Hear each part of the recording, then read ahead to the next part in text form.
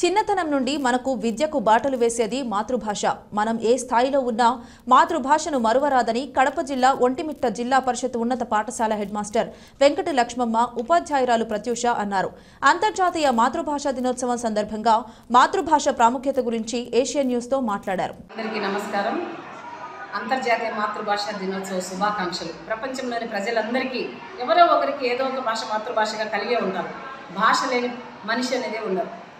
ప్రతి ప్రాంతంలో, ప్రతి ఖండంలో, ప్రతి దేశంలో, ప్రతి దీవిలో కూడా ప్రతి చోట వాళ్ళకు ఒక భాష అనేది ఉంటుంది. ఆ భాషను వాళ్ళు ఆదరిస్తూ ఆ భాషను పట్టుకొని పెరుగుతూ ఉంటారు. అలా అంతర్జాతీయ మాతృభాషా దినోత్సవం ఇవాళ జరుపుకుంటున్నాం. కాబట్టి మీకందరికీ, ప్రపంచంలోని ప్రజలందరికీ అంతర్జాతీయ మాతృభాషా దినోత్సవ శుభాకాంక్షలు. మాతృభాషను మనం ఎప్పుడు కూడా నిర్లక్ష్యం చేయకూడదు.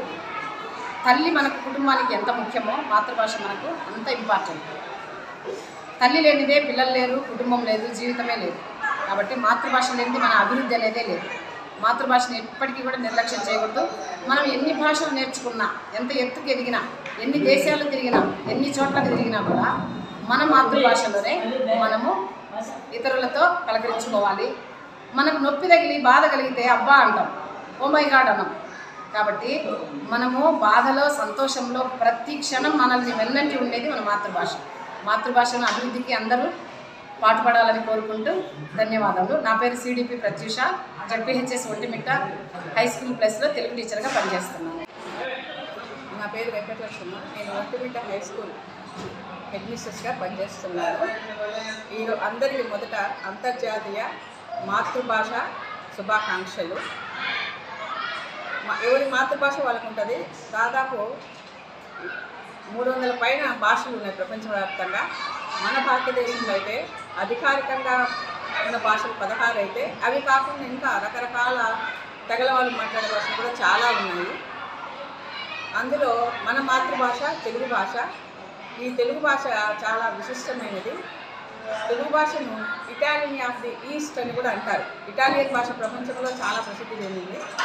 దాని తర్వాత తెలుగు భాషకు కూడా అంత మంచి పేరు ప్రఖ్యాతులు వచ్చినాయి. మన భావాలను స్పష్టంగా వ్యక్తం చేయగలిగిన భాష ఏంటంటే తెలుగు భాష.